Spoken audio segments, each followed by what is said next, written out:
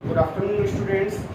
जैसा कि आप लोग समर वेकेशंस इंजॉय कर रहे होंगे, तो जहाँ भी हैं वहाँ आप इंजॉय करिए। और फ़ोन से तो हर व्यक्ति आजकल जुड़ा रहता है, स्टूडेंट हो, पेरेंट्स हो।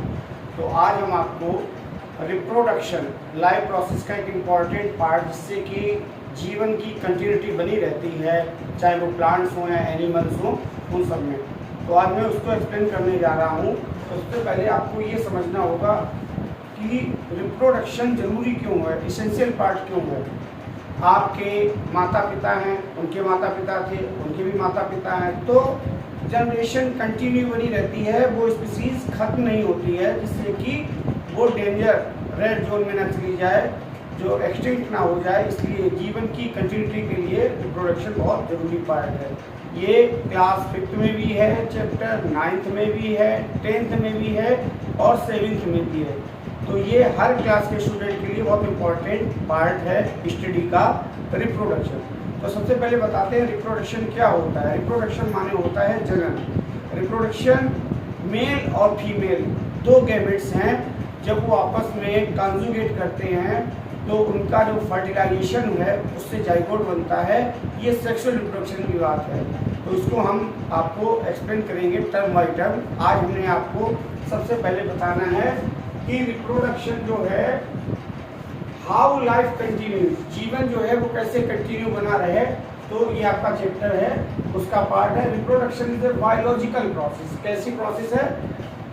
जीव विज्ञानिक प्रोसेस है, बायोलॉजिकल प्रोसेस है, by which living organism process new individual of the same species. उसमें क्या होता है कि जो लिविंग बीइंग हैं वो प्रोड्यूस करते, उत्पन्न करते हैं अपने ही जैसे सेम स्पीसीज को। जैसे आपने देखा है, जो डॉग और बिच आपस में कॉपुलेशन करते हैं, तो उनका जो कुत्ता या कुतिया बोला जाता है, पिल्ला या पपी बोला जाता है, तो वो सेम वैसा ही होता है। माता पिता की संतानें माता पिता जैसी होती हैं। जो प्लांट्स की नई लीव्स निकलती हैं तो सेम होती हैं। प्लांट्स में जो रिप्रोडक्शन होता है वो मोस्टली असेक्सुअल टाइप्स का होता है। कुछ जो लोअर ऑर्गेनिज्म हैं उनमें भी असेक्सुअल रिप्रोडक्शन होता है। तो रिप्रोडक्शन आपका 2 टाइप्स का होता है। तो पहले ये समझते हैं कि आप it is a biological process. यह एक बायोलॉजिकल प्रोसेस है by which living organism produces new individuals of the same species. It insures continuity of life, the transfer of genetic information. सबसे बड़ी बात है कि रिप्रोडक्शन में जेनेटिक इंफॉर्मेशन वो ट्रांसफर होती है। किसके द्वारा होती है? जीन्स के द्वारा। माता पिता के जो लक्षण हैं वो संतानों में जीन्स ले जाते हैं। और एक टर्म आता है इसमें डीएनए। डीएनए क्या होता है? Deoxyribose nucleic acid. ये कोड के रूप में जो इंफॉर्मेशन है वो पेरेंट्स की इंफॉर्मेशन ऑफस्प्रिंग तक लेके जाता है। आगे चलते हैं। हमारा रिप्रोडक्शन, उसके 2 मोड्स हैं। रिप्रोडक्शन के कितने मोड्स हैं? 2। असेक्सुअल मीन्स अलैंगिक, असेक्सुअल मीन्स अलैंगिक, और सेक्सुअल का मतलब जो रिप्रोडक्शन है वो सेक्स के द्वारा होता है, गैमेट्स के द्वारा होता है। तो एक हो गया सेक्सुअल और एक हो गया असेक्सुअल। तो सबसे पहले बात करते हैं asexual reproduction. In asexual reproduction many ways. Asexual reproduction के बहुत सारे तरीके हैं। पहला जो तरीका है वो क्या है? बडिंग। दूसरा तरीका है स्पोर फॉर्मेशन। स्पोर बनते हैं तो उसको बीजाणु बनते हैं, उसको स्पोर फॉर्मेशन कहते हैं। नेक्स्ट क्या है? Vegetative propagation. जो प्लांट का पार्ट है, जैसे उसकी जड़, जिसको रूट कहते हैं, स्टेम तना कहते हैं, लीफ पत्ती कहते हैं, उससे ही एक नया पौधा जन्म ले ले, तो वेजिटेटिव पार्ट से पौधे का जन्म होना वेजिटेटिव रिप्रोडक्शन कहलाता है। और ये असेक्सुअल रिप्रोडक्शन का पार्ट होता है। आगे चलते हैं। कैरेट, बीट रूट जो है उनमें रूट्स के द्वारा रिप्रोडक्शन होता है। तो वेजिटेटिव रिप्रोडक्शन बाय रूट्स कौन कौन से एग्जांपल हैं? कैरेट आपकी गाजर हो गई, बीट रूट हो गई, आपकी शकरकंद हो गई। इसमें जो है किसके द्वारा होता है? रूट्स के द्वारा। आपका ओनियन, प्याज, गार्लिक, लहसुन, रोज, गुलाब, केन शुगर जो गन्ने का प्लांट है, इसमें स्टेम कटिंग इसके द्वारा होता है। तने की कटिंग कलम विधि द्वारा नया पौधा जन्म लेता है। अब बात आती है पत्ती, तो पत्तियों द्वारा जो लीव है उसी की नोचिस से नई पत्ती जन्म लेती है, नया पौधा जन्म लेता है। उसका एग्जाम्पल क्या है? ब्रायोफिल्लम। क्या एग्जाम्पल है? ब्रायोफिल्लम। आगे चलते हैं, ये जीवों की बात हो गई लोअर ऑर्गेनिज्म। लेशमानिया, अमीबा, दो, एक प्रोटोजोन है आपका अमीबा, एक लेशमानिया। ये बाइनरी फिजन, जो इनका ऑर्गेनिज्म है वो साइटोप्लाज्म दो जगह बढ़ जाता है, इलांगेट होके बाद में टूट जाता है, दो अलग अलग ऑर्गेनिज्म, बाई माने दो डॉटर सेल्स देता है। तो कौन कौन से हैं? लेशमानिया, अमीबा। इसमें जन्म कैसे होता है? बाइनरी फिजन मेथड से होता है, द्विखंडन द्वारा होता है।